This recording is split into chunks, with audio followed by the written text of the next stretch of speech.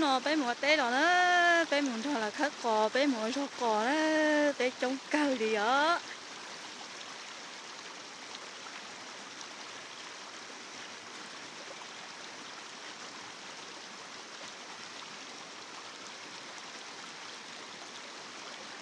bé chuyện là chọn ở đây nan nắng nữa bé là chuyện ta tỏ lòng số mua đấy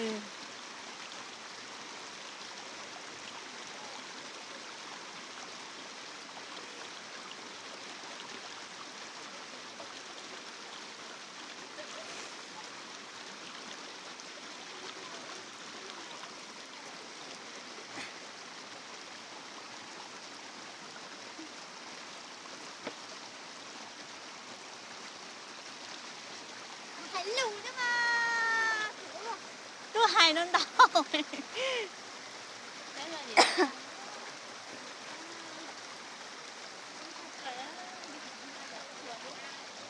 bé chống cớ bé mình thật là con mà lỡ mà chuyện suối nhiên mà suối lồng kia nó Có hai đi con mà, có hai đi con về nó có không à. Nó cái mùa té rồi, nóng quá.